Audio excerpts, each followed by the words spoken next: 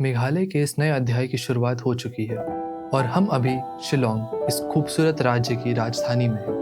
पहाड़ों के बीच बसा ये शहर अपने शांत माहौल, साफ सुथरी सड़कों और बदलते मौसम के लिए जाना जाता है। सुबह की हल्की ठंड और बादलों से घिरा ये दृश्य आपको पहली ही झलक में एहसास करा देता है कि मेघालय का सफर कितना खास होने वाला है। शिलोंग को अक्सर स्कॉटलैंड ऑफ द ईस्ट कहा जाता है और जैसे जैसे हम इन सड़कों पे आगे बढ़ते हैं ये नाम बिल्कुल सही लगने लगता है। यहीं से शुरू होगी हमारी असली मेघालय एक्सप्लोरेशन। तो चलिए शुरू करते हैं हमारा मेघालय एडवेंचर शिलोंग से। शिलोंग शहर से कुछ ही दूरी पर घने जंगलों के बीच छिपा है एलिफेंट फॉल्स, मेघालय के सबसे प्रसिद्ध और आसानी से पहुंचने वाले झरनों में से। ऊपर से नीचे की ओर जाती ये लंबी सीढ़ियां हमें धीरे धीरे झरने के अलग अलग स्तरों तक ले जाती है और हर कदम के साथ पानी की गूंजती आवाज और भी करीब महसूस होने लगती है। एलिफेंट फॉल्स की खास बात यह है कि ये 3 अलग अलग हिस्सों में नीचे गिरता है और हर स्तर पर इसका रूप और भी खूबसूरत दिखाई देता है। ऊपरी स्तर शांत लेकिन बेहद आकर्षक लगता है, जहां से पानी चट्टानों के बीच से बहना शुरू करता है। सीढ़ियों से नीचे उतरते हुए चारों तरफ फैली हरियाली, नमी भरी ठंडी हवा और झरने की लगातार आती आवाज इस पूरे अनुभव को और भी सजीव बना देती है। दूसरे स्तर पर पहुंचते ही पानी का बहाव और तेज हो जाता है और चट्टानों से टकराती धाराएं इस झरने की असली ताकत को दिखाती है। ऊपर से गिरता हुआ ये पानी कई धाराओं में बिखरता हुआ नीचे की ओर बढ़ता है और धीरे धीरे मिलकर झरने के अंतिम और सबसे बड़े हिस्से का रूप लेता है। ये ऐसा दृश्य जिसे देखने के बाद समय जैसे कुछ पल के लिए रुक सा जाता है।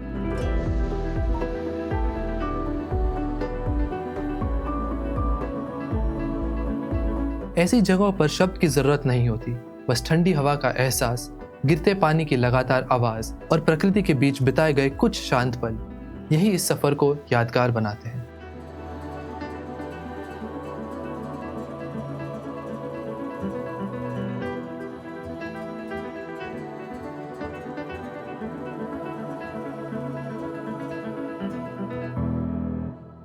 नीचे पहुंचकर एलिफेंट फॉल्स का अंतिम स्तर अपनी पूरी भव्यता के साथ दिखाई देता है। ऊंचाई से गिरती पानी की धाराएं, आसपास की चट्टानों और घनी हरियाली मिलकर इस दृश्य को और भी शानदार बना देती है। और अब शिलोंग की पहाड़ियों के बीच से हमारा सफर आगे बढ़ता है, अगले खूबसूरत व्यू पॉइंट की ओर। रास्ते में हमें स्थानिक जीवन की छोटी छोटी झलकियां भी देखने को मिलती है, जहां स्थानीय लोग पारंपरिक चीजें बनाकर यात्रियों को बेचते हैं, जो यहाँ की संस्कृति और रोजमर्रा की जिंदगी का हिस्सा है। कुछ ही देर में सामने खुलती है पहाड़ों के बीच फैली एक विशाल घाटी, जहाँ दूर दूर तक फैली हरियाली और शांत वातावरण इस जगह को बेहद खास बना देती है। ऊपर से देखने पे ये घाटी और भी विशाल दिखाई देती है। घुमावदार पहाड़ी रास्ते, बादलों की हल्की परतें और अंतहीन हरियाली। ऐसा लगता है जैसे प्रकृति ने खुद इस जगह को बेहद सुकून भरा और खूबसूरत बनाने में कोई कमी नहीं छोड़ी।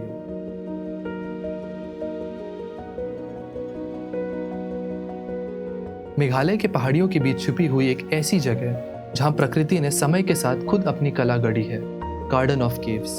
पत्थरों के बीच से गुजरते ये रास्ते और ऊपर जाती सीढ़ियां ऐसा महसूस कराती हैं जैसे हम धीरे धीरे किसी रहस्यमय दुनिया से बाहर आ रहे हैं, जहां हर मोड़ पर प्रकृति का एक नया रूप इंतजार कर रहा है। गार्डन ऑफ केव्स के अंदर बने ये लकड़ी और बांस के पुल प्रकृति के साथ इंसानी समझदारी का एक खूबसूरत मेल दिखाते हैं, साधारण लेकिन पूरी तरह प्राकृतिक।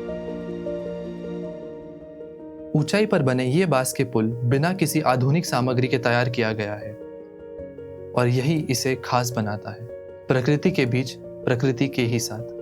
रास्ते में बहता ये ठंडा प्राकृतिक पानी, जिसे स्थानीय लोग हीलिंग वाटर भी कहते हैं, यात्रा के बीच एक छोटा सा ठहराव लेकिन एक ताजगी भरा अनुभव। अब हमारा रास्ता ले जाता है हमें आर्वा केव्स की ओर। घना जंगल, पेड़ों की इतनी मोटी छत कि सूरज की रोशनी भी मुश्किल से जमीन तक पहुंच पाए। और जैसे जैसे हम अंदर बढ़ते हैं अचानक तापमान गिरने लगता है। हवा ठंडी, माहौल शांत और आसपास एक रहस्यमयी सा एहसास।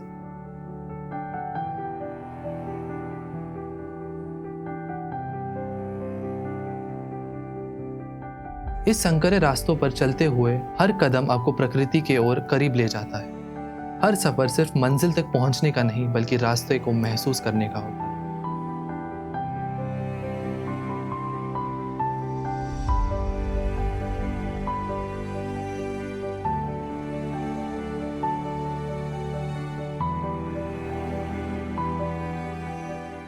और फिर अचानक सामने खुलता है एक विशाल दृश्य।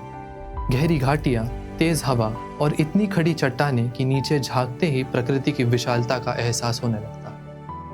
ये वो पल होता है जब इंसान खुद को छोटा और प्रकृति को अनंत महसूस करता है।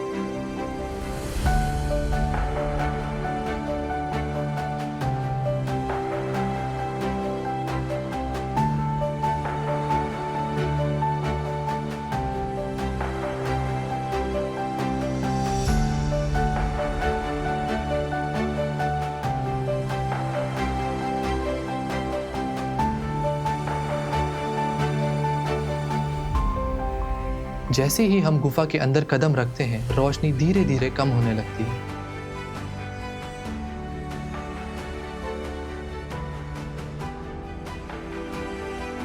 पत्थरों से बनी ये प्राकृतिक सुरंगें लाखों सालों की जियोलॉजिकल प्रक्रिया का परिणाम है। दीवारों पर बने अनोखे आकार और संकरे रास्ते ऐसा एहसास देते हैं जैसे हम समय के किसी पुराने अध्याय में प्रवेश कर चुके हैं।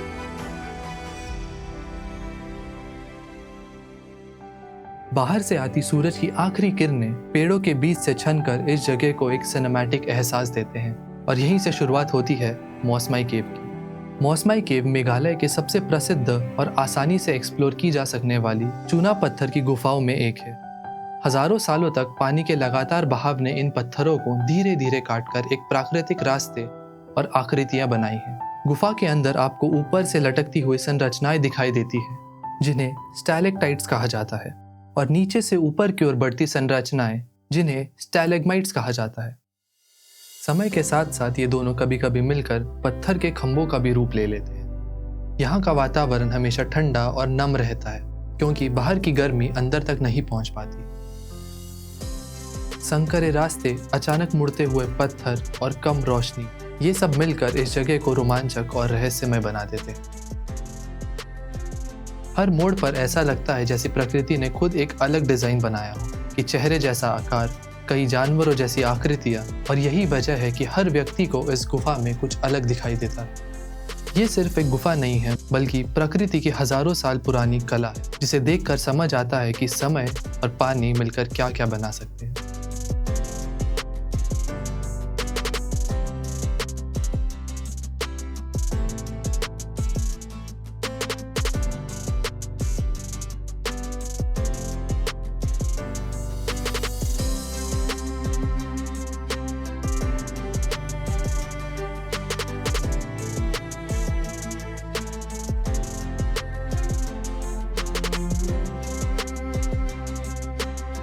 शाम ढलते ढलते हम पहुंचते हैं मेघालय के एक और खूबसूरत व्यू पॉइंट पे, सेवन सिस्टर फॉल्स। आज यहाँ पानी नहीं है, लेकिन फिर भी इस जगह की खूबसूरती कम नहीं होती। सूरज की सुनहरी रोशनी पहाड़ों पर गिरती है, हवा धीरे धीरे ठंडी होने लगती है और पूरा आसमान एक गर्म सुनहरे रंग में रंग जाता है। ऐसे पलों में झरना हो या नहीं, प्रकृति अपना जादू खुद दिखा देती है।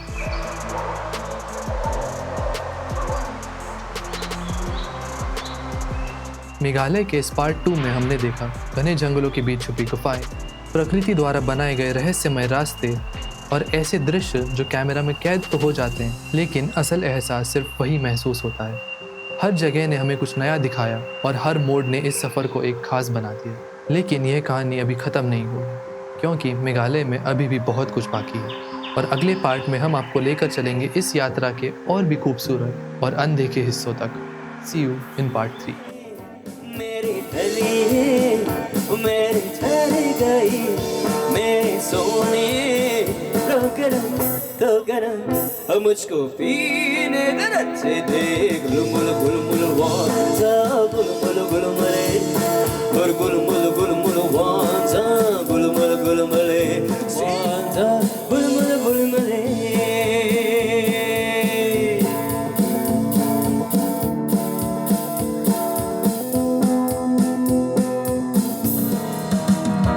जाने कौन सा